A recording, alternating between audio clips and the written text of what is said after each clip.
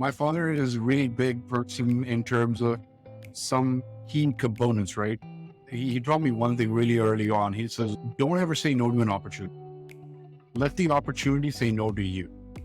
Let them give you the answer no. You never know. And I've adapted that to my everyday life because it's so true.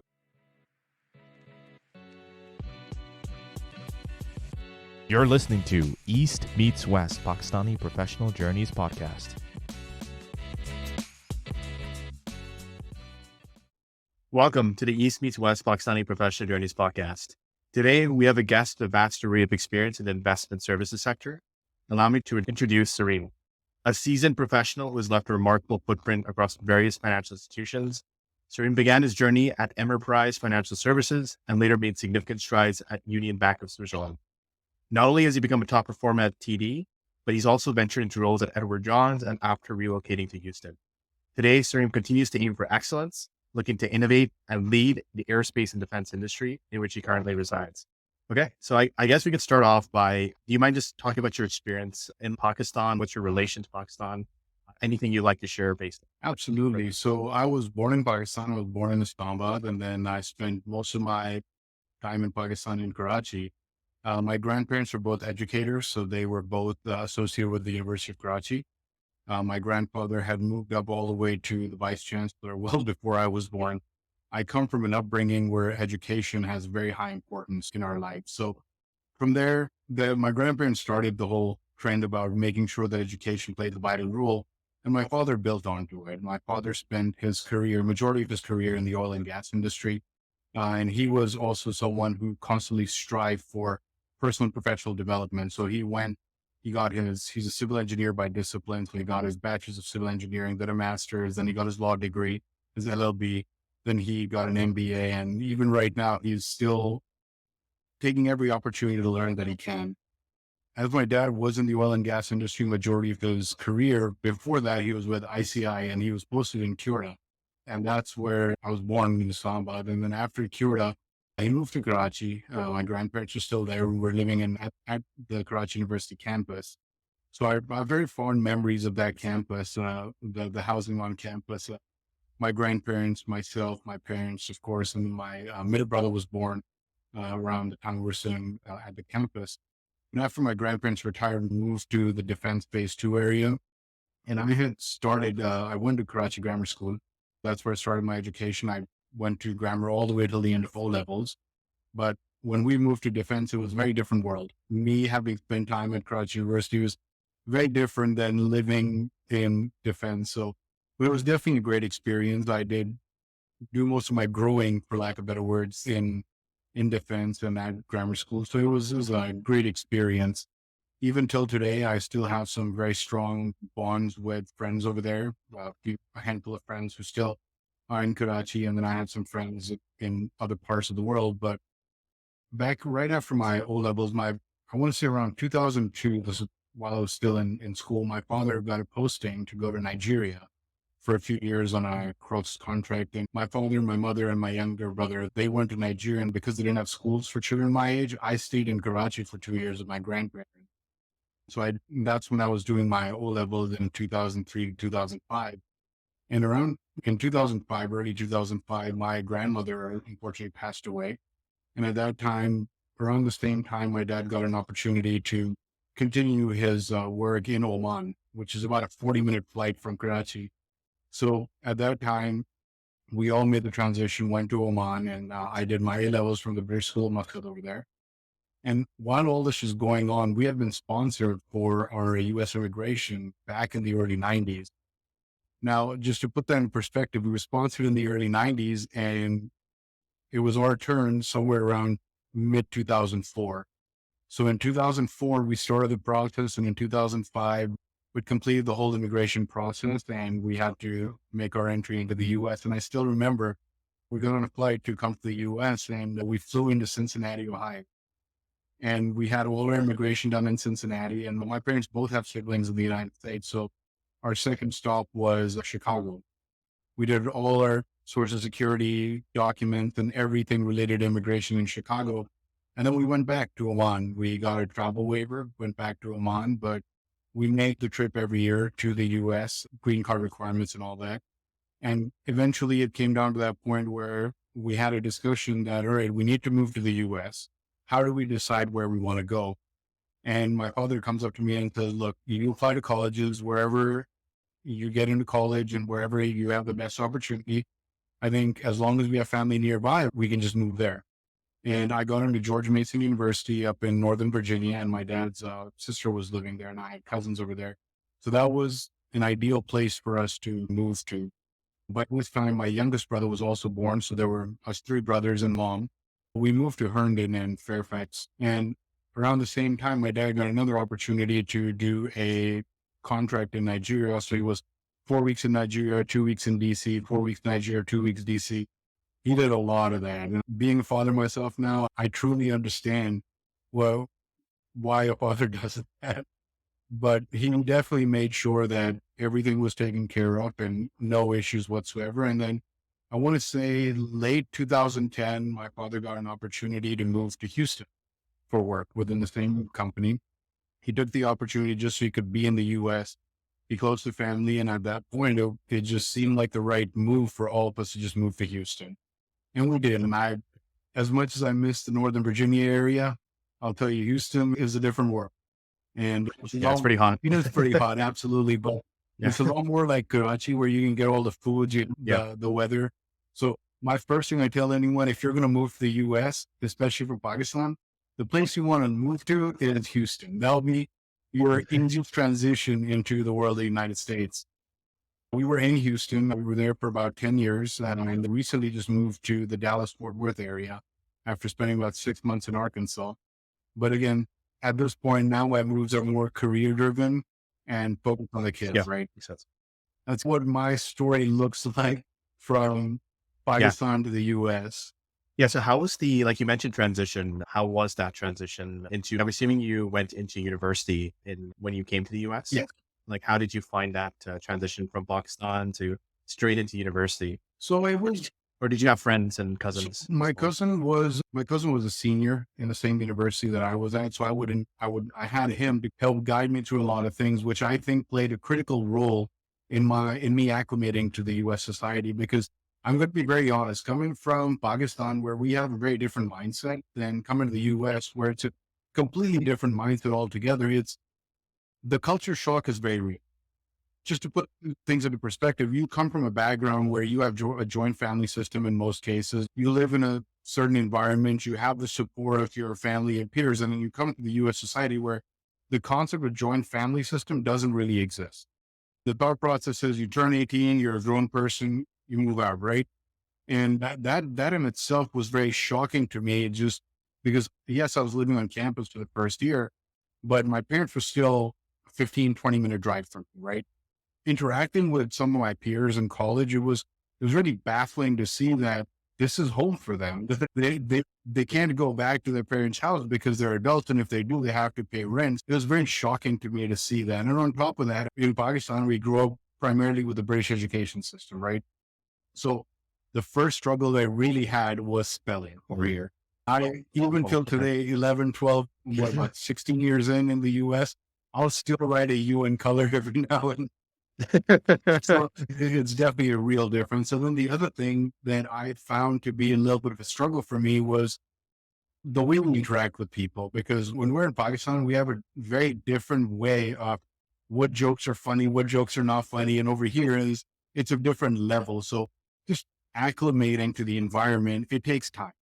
And for me, the biggest advantage I had was I had someone who went through that before me and could help me transition into.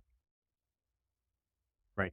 Do you have any general advice for a person who's moving from Pakistan to the US? Maybe they're heading into university. How could they better integrate into the university lifestyle? And if they're living by themselves, or in terms of cousins and whatnot, like, how do you have any recommendations for just being able to? So the first thing that I would say is have an open mind.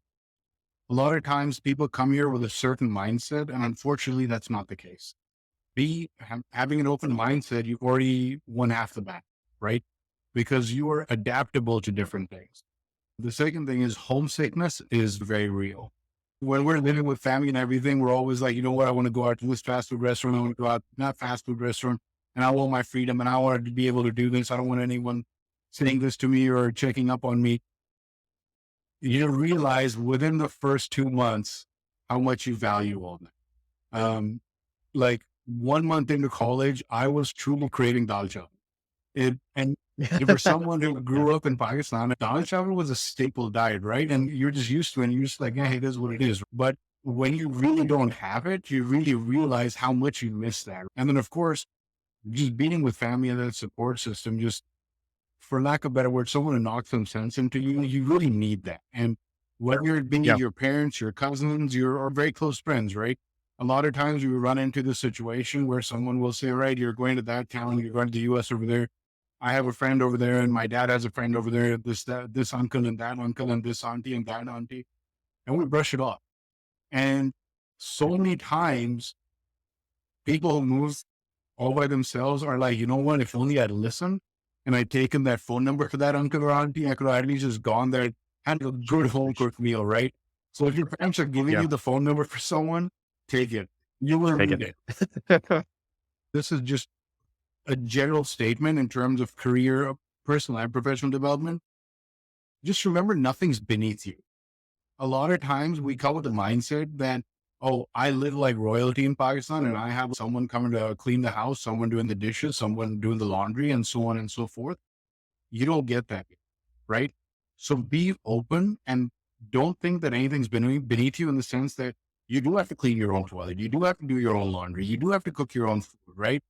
And when that translates to the personal aspect, when you translate that to the professional aspect, keep in mind, there's no job that is beneath you.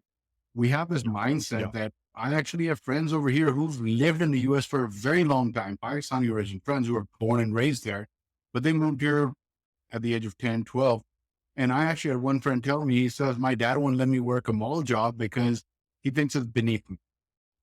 At the end of the day, you're working hard to provide a service or support or provide a sales support, whatever, to earn halal earnings. Simple as that. And that's what you got to look at. And in terms of people who join universities as Pakistanis, and like, how do you feel about the idea of staying within their comfort group versus going out of that comfort group? Were you involved in just sticking with your Pakistani friends, or did you actually try to get out your comfort zone, reach out to different groups and make friends through there and connections through there? And how was that process like? You did. So I think that really depends on the person's personality. And the reason I say that is there are a lot of people who are not comfortable in that level. When I first moved to the US, I've always been, my personality is one where I will go interact with pretty much anyone. It's become that now. Before, when I first moved here, I was still very hesitant to approach someone and have a conversation. But I will personally say that one of my biggest developments occurred when I started going outside of my comfort zone. I think some of the most supportive people in my education from my classmates were people from South Korea or people from Japan. We had a group that was a Lebanese gentleman over there. There were a couple of people from South Korea. There were Chinese people in there. There was this girl from Utah, and this girl could take notes like no one can. But it's like you pick and choose, subconsciously pick and choose everyone's best practices and adapt them to make your own best practices. But I really think that if I had not ventured outside of my comfort zone, I would not be where I am today. With that, I will also say being Pakistani, if you stay in that comfort zone of staying with the Desi group or the Pakistani group and stuff, you make it a lot harder for yourself to break out of that mentality, which makes it a lot harder for your career development and professional growth as well. Just adapt, right? And be able to mold yourself into what you need to be to make yourself optimal for success. Okay. And how did you find that motivation or just that push to try to get out of your comfort zone? Do you remember what was like that driving factor that said, okay, you know what, I'm just going to give it a shot. If I get ignored, if I fail, like, how did you get over that? So I remember exactly when this happened. It was my second semester in college. I had an intro to accounting class. It was a class of about 300 students. And about halfway through the semester, I was barely making a passing grade. And having such a big passion for finance and numbers, I know I could do this, but I just didn't understand why I can't do this particular class. Until today, I think because of that class, I am legitimately feared of T account. In that class, for some reason, my entire batch, there was one Pakistani kid and four Indian kids, and everyone else was different ethnicities, different backgrounds. So the guy sitting next to me, he's walking through that exercise like it's a cakewalk. So I just asked him after class, I said, man, how are you getting this done? I can't understand this. If you have some time, could you just help me get the basics? And he says, yeah, come, we're going to be sitting in the Johnson Center and we're going to be on this floor, this area, this time. Here's my number. Just come see me. I didn't even realize how comfortable other people are to and willing to help, right? That may not be the case for everyone, but when this guy, Phil, he helped me out and I met with his group and that's how I built my group around them. And then I surrounded myself with people who just really wanted to study. And I guess you briefly mentioned your interest in numbers and finance. Like, how did that develop? Did that develop in university, or was it even younger? I would say it was even younger. So when I was in Oman, the way that the classroom was scheduled was we were the sixth form. We were A-level students, right? It wasn't like we were in back-to-back classes from morning till evening, right? We had a free period here, a free period there, and here, there, and so on. And I was just like, a lot of times we'd be sitting in the common room. People are playing on their phones, they're playing video games and this and that. And I've never really gotten very heavily into video games. I'll play video games. I'll play a lot of racing games, but I was never that guy who was like trying to find 20 minutes to play video games. So for me, it was like, I felt like I was wasting time. I have to be doing something. So I would go interact with people. I'd go sit at the front desk and just talk to the receptionist about everything. And then one day I was just talking to her and there was a staircase that went straight up from the front desk and this lady came down and she said, wait, you're talking about this? I said, yeah. She's, what do you do? And I told her I'm in sixth form and these are the classes I'm taking. She's like, I could use some help in the accounting office. You want to come help? You need a free time? Wow. I'm like, sure. So in my free periods, I would go up those stairs to the accounting office and they had all these invoices and they just said, put them in date order, make sure the numbers match up, this and that. And that's what got me into like the whole numbers thing. And then from there, I'm like, this is exciting. And this is something where there's no gray area. Then it's black and white to a very great extent. So that's why I really fell into that world. I want to say that would be the time where I really fell into it. Yeah, it is wild that they just like just spoke with a person and then you just got, I guess that's like an internship in a way. It was just something. I mean, it helped me spend a year and a half of free time just doing that.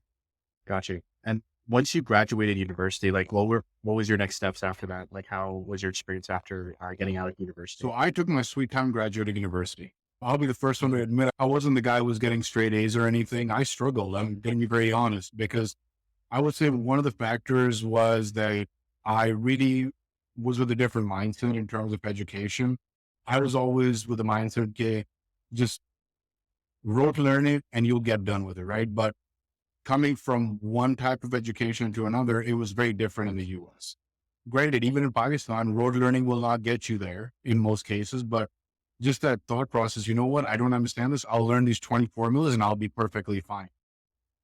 Yeah, learning the formulas help, but if I didn't understand them, I couldn't apply them. So that made me struggle a lot. The second thing was I just got this whole level of freedom and I just didn't know what to do with it, right? I was just constantly out with friends and going here, going there, never really focused on school. But most of my work experience from the start was while I was in school.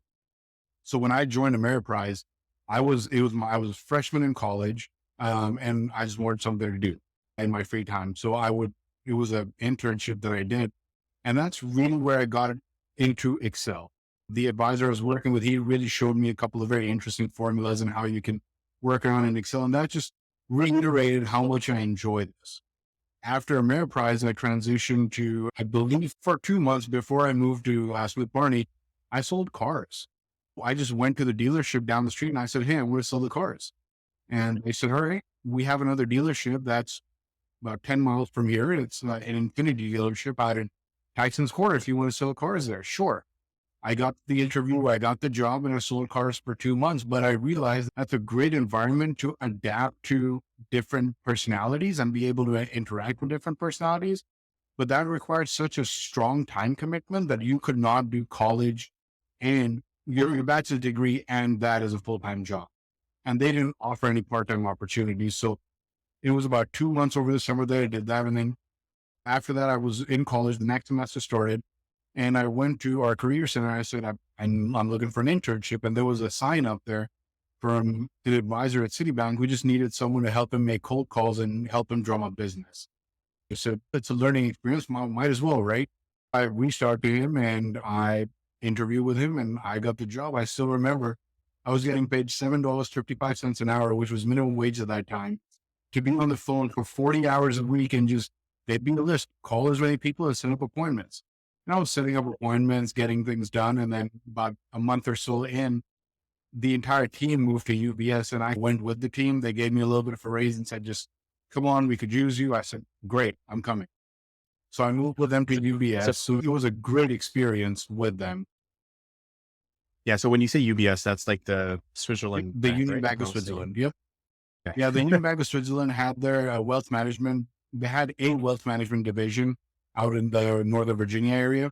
So Got that's you. where I was working. Now, during that time, I actually met a bunch of different people at the Union Bank of Switzerland. One gentleman who I met, great interaction.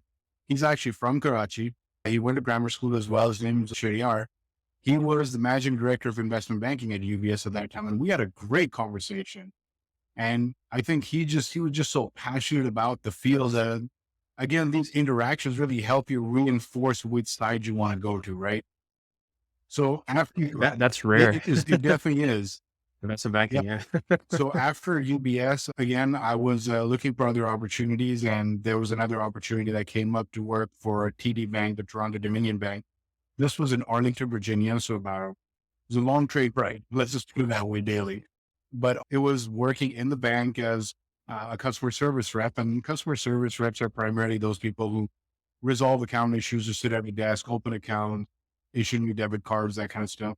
That was also a great experience and it was paying me more. I thoroughly loved it. And towards the time where I was getting towards when I ended with TD was around the same time where my father got the opportunity for Houston. And I was in the process of transferring universities and all that to Houston. So I moved to Houston and we're finally all back in the same house. So that was great. Both my brothers, mom, dad, me. So it was amazing. And during that period, I was looking for opportunities and I have always been a fan of snooker and pool. So one thing that I would constantly do is I would go to the local pool halls and play pool league. And that's when I came across a gentleman who would play very regularly. He was a very strong player, still is. And I would play games against him. And one time he said, what do you do for a living? I said, I'm looking for a job, but this is my background. He said, why don't you come work for us? I work for Edward Jones. I said, great. Oh, wow. So he set up an interview for me as an on-call branch associate. And I went and I got hired. And then I moved from his office to another department at another office.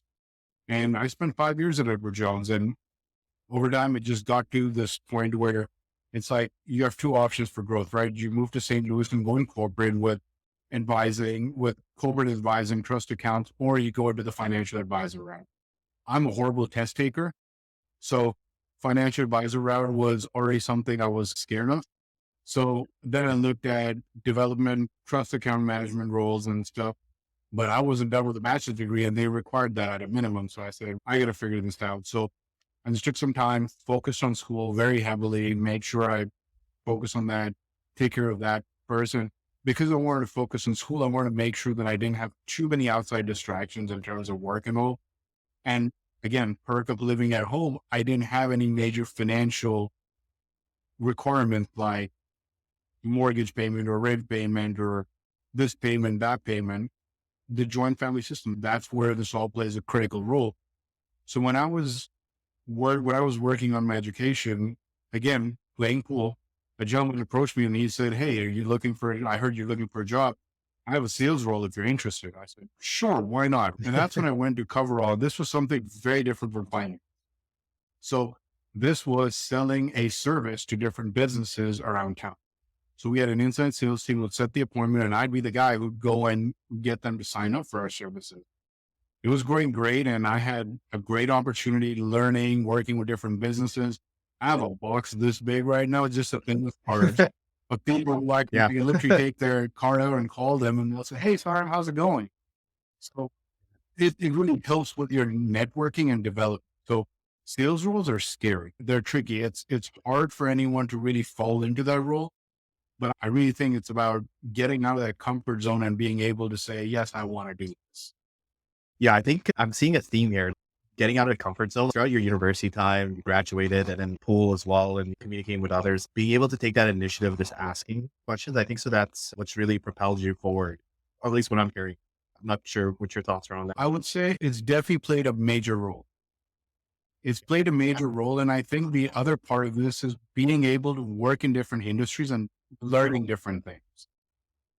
Right. Do you work, at least like when you go to university, you're going to accounting, specifically go for accounting jobs. So you're not hesitating. Like normally you would think that, okay, maybe the sales might not be for me because I'm going for finance and financial services, but you still went for that. So I feel like that's interesting because then you get like that broad range, like different sectors. I agree. And I think one of the things that really played a major role in all of this is, so a lot of things that I've adapted in my everyday life and what I do is things that I've seen my father do and I've learned from my father. And my father is a really big person in terms of some key components, right? And he says, he taught me one thing really early on. He says, look, if you don't ever say no to an opportunity, let the opportunity say no to you. If you go and he says, if you don't ask a question, the answer will always be no. Let them give you the answer no. You never know. And I've adapted that to my everyday life because it's so true. If an opportunity comes my way, and if I say no, I don't know what I'm missing out. I'd rather go and try something and fail and keep trying it until I succeed than not even try it at all.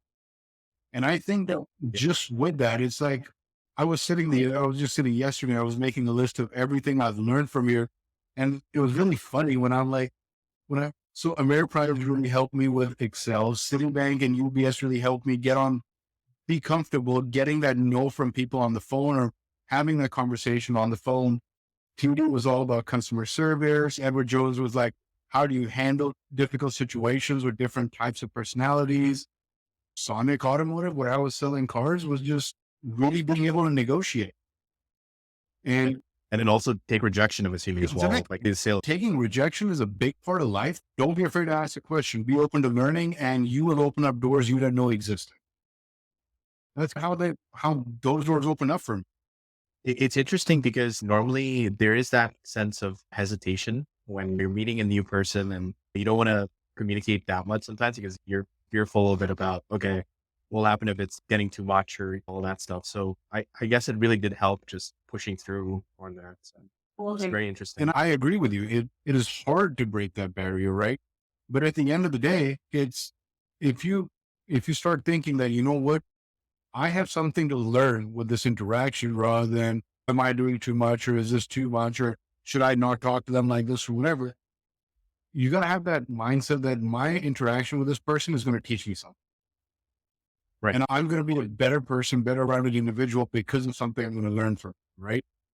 And that's the thought process because, again, as my father says, what's the worst that's going to happen? They'll say no, right? Exactly. But if they say yes, it's a huge opportunity for me for growth. So I guess you later moved on from the financial services into the aerospace/defense industry. Do you mind just sharing any detail? Obviously not getting too private details, but any general details you want to share about your experience or how you got in or got introduced or? So I would say the trajectory has more to do with the discipline than the industry.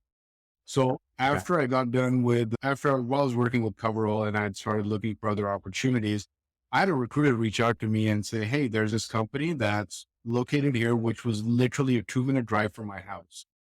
And she said, they need just someone who can work on Excel and just put some numbers together and all that. And this is how much they're offering to pay. And it was just a little bit less than what I was making at Coverall, and nothing too significant, but just a little bit. But of course I would save a lot of fuel because I was putting on about 1,500 to 2,000 miles a month on my vehicle in the sales job. It's sales. You got to go out there, right? Makes sense. And this would mean that I'm putting on maybe 150 miles. So I would say there was so much savings over there. I said, you know what? I'm open to this opportunity. So I went, I met with the team. This was right before COVID. And I would say, yeah, about 3 months before COVID, I had a phone call with them and they said, great, we like your experience. We like what you can do. They asked me some technical questions about Excel. I answered them and they said, all right, if this was a call on a Monday. They're like, can you start on Wednesday? I said, Same I week. said, unfortunately, I can't. I have some personal commitment I need to take care of. Mind you, at this time, I'm already married and I have 2 kids at that point. I said, just can we start next week? And she says, yeah, then let's start next Tuesday because the person who's going to train you is on PTO on Monday. So when you come back Tuesday, you can come around noon on Tuesday and we'll start. I joined on noon on a Tuesday and I went and I started working and the gentleman who was teaching me, David, the way this guy can work on Excel, I have not seen anyone work with. The stuff he can do is ridiculous. But he's the one who taught me a lot more about Excel and how to work on huge sets of data. He taught me, he really made VLOOKUPs and HLOOKUPs and macros be like second nature, right? I was legitimately scared of pivot tables before I started working with Dave. And now I literally have a pivot table on 90% of the Excel sheets I work. But David taught me Excel and I started compiling the data, getting everything together. And I would say I have an element of OCD where I like things in a certain way. I would then start cleaning up these massive Excel sheets, right? And it was a small company and I was working directly with the director of operations with a dotted line to the director of sales. And the president of the company had an oversight over me. And because this was working with the pricing group, he needed to be involved in it. So 90% of the time I was working directly with the president of the company. So I want to say about 3 weeks in, he comes up to me and he says, hey, Sarim, I need you to do some pricing work for me. Would you be open to that? I said, I've never done pricing. I don't know what pricing is, but sure. So he gave me the quick SparkNotes version of pricing. And I would say a week later, I was doing pricing. And this is a tire manufacturer that I was working for. And the amount I have learned about tires and different plies and how tires work and what components are important in building the price of a tire is phenomenal. This group knows a lot about tires, and I would say it's just, I started looking at tires differently just because, right? I'll look at the tires of my car and I'll say, all right, the rating on this, no, this is not a safe rating. I need to change it for these highways and stuff. It was a great learning experience, but having been in that environment and then learning how to price and what different elements are and how they play a role on the pricing, it really opened up my mind to, okay, so this is a function of finance. It's essentially figuring out how much do we need to sell? This is our cost. This is our sale price, what our profit margin is and where we're going to land up. So it stayed within finance. And it was very interesting to me, right? I stayed with them for about 2 years. And towards the end of my 2 years, I was approached by an oil and gas company that said, hey, we're looking for someone to help determine pricing for fuel and what we should sell it at. And I said, you know what? I've never done that. So I wonder what this is going to be like. So I explored the opportunity and they gave me an offer and I moved from Houston to El Dorado, Arkansas, which is about a 6-hour drive. And I remember for the first couple of months, I had company housing. They provided accommodation. They would fly me out there. So I packed up my truck and I just drove in 6 hours. I drove all by myself. And wow, you drove all the way there. Yeah. It works because the thing is that because I didn't really have everything set up there, I didn't have a real good setup. It was hard for me because my wife and kids were still in Houston. So I moved in mid to late January. In March is when my wife and kids. And until between January and March, I remember I would drive back to Houston every Thursday. Thursday afternoon, I'd leave work early around 2-ish, drive to Houston 6 hours. And then Sunday afternoon, I'd drive back to El Dorado every week. So it was definitely tough. But the issue that I ran into over there was when my wife and kids also moved. I'm from Pakistan. I'm from Karachi, man. Karachi is a huge city where you have way too many people and way too many food options. And then I lived in Houston, same situation. And then I'm going to El Dorado, Arkansas, where there is one restaurant that you can get some desi food. And the town's population is 19,000 people. It was a huge culture shock for me. And Around the same time as that was happening, I had applied to multiple different companies, and a recruiter from my current employer reached out and said, "Hey, we've got a pricing analyst role open. Would you be interested?" So I'm open to having a conversation. And that's my standard line. I'm always open to having a conversation. Because what's the worst that's going to happen? It's not going to work. It's not going to work. But best case scenario, it might work real well. So I had a conversation with them. I still remember there was my wife and kids were also there. There's a school that's about half a mile or a mile away from the office in El Dorado. I remember I had the interview scheduled for 1 p.m. I thought it's a phone interview, as we had discussed. He's going to call you. He's just going to call you on Zoom because he can track it and all that. I remember I drove to and I parked behind that school in my wife's car, and I turned on the Zoom call and I'm starting to have this interview. And all of a sudden the hiring manager turns his video on, and I'm holding my head at that point because I had not shaved. I still had a scruffy look. My hair looked long and I was wearing a polo shirt. I wasn't expecting, I was very unprepared for this. And the problem I was running into was my wife's car had Android Auto, so it would auto connect to her car. So when I'm connected, I'm like, the voice isn't working or this and that. So I remember sitting in that car for an hour. The car had to be turned off so that I wasn't having the issue with Android Auto Connect. I looked like a mess, but I had a great conversation. And I think the thing that got the hiring manager comfortable with me was the fact that I wasn't making things up. I told him what I told him I knew, and that's all that I knew. He asked me about some things that I didn't know, and I told him straight up. I said, I don't know. I don't know this. I don't know this, but I'm open to learning about it. If you want me to learn before, I'll learn it before. But if you have someone who you think could give me a better understanding of this, I am definitely open to having a conversation with them to learn more. And this was a Tuesday, and he said, Thursday morning, you're going to talk to my supervisor, and if he's good with it, we'll extend an offer, because I'm good with it. All right, Thursday comes and goes, nothing. Friday morning comes and goes, still nothing. And I'm at lunchtime, I pick up my phone and I see, oh crap, I have a voicemail. I listen to the voicemail, and it's the recruiter. She says, look, they're saying they don't need you to meet with the senior manager. They're good with you. They want to extend you an offer. Give me a call. So I gave them a call, and they gave me the offer, and I was supposed to start May 6th, but background checks and all take time, of course. So then June 6th is when I started.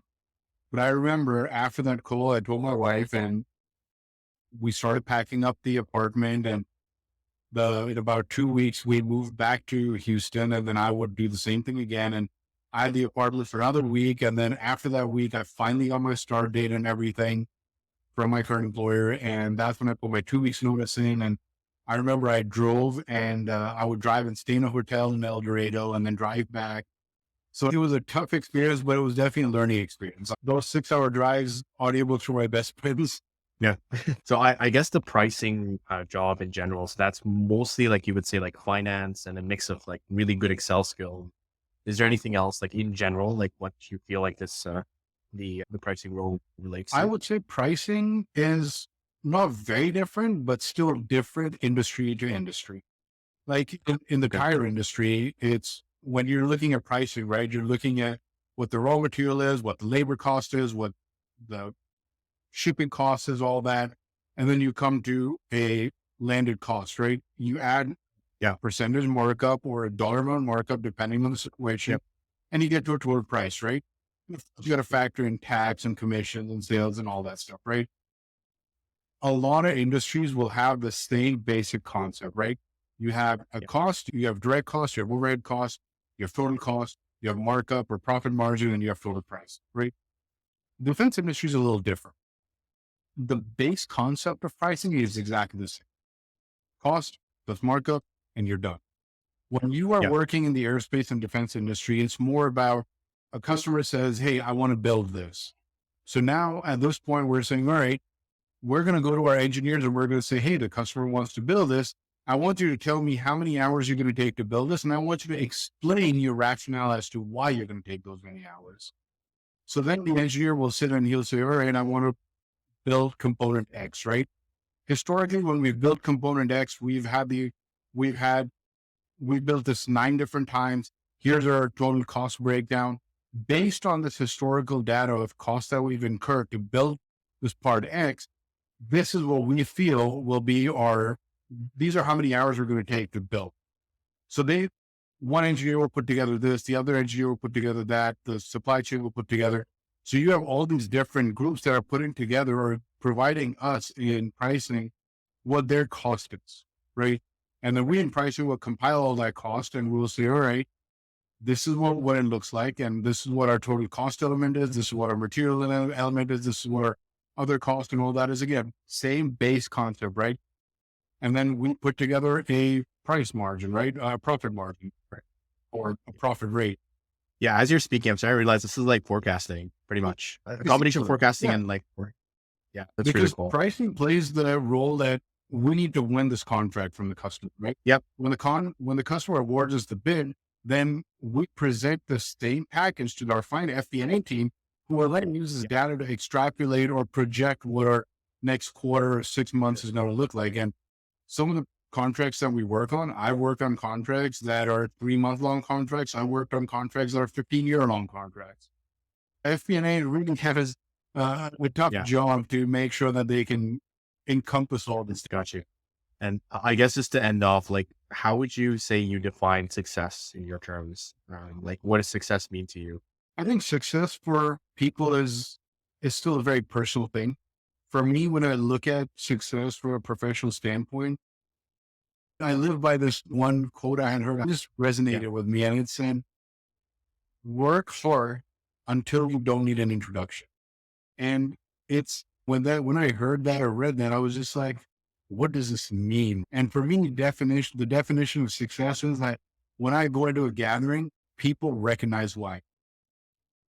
Right. Now, will that happen? Hopefully, but you also got to be realistic, right? At least I don't want to be, I'm not saying I want to go into a random group of people and just right? But at least in my circle, in my organizational circle, family circle, or extended friend circle, when I walk in there, people know who I am and what I've accomplished. And that may not be the true definition of success for many people, but from a professional standpoint, I think that is what I define as success. From a personal standpoint, my goal is at the end of the day, so my wife and I, we have a very good relationship in the sense that we balance each other out. When we got married, one thing I told my wife was, I said, look, everything's said and done. There are 2 things I'm not going to compromise. Whatever else you need, we'll work on it. But 2 things I'm not going to compromise on. Number 1, what I earn is for the house, for the household, for the family. That goes towards the bills, that goes towards whatever the kids need, whatever you need, all that stuff, right? Whatever you earn, I don't want you using that money towards paying household bills. If you want to go buy a sofa or something with that, fine, I'm not going to object to that. But don't use your money for our everyday expenses, right? That's your money. So that was one thing. And the second thing that I said was, I want my children to have the best possible foundation for success.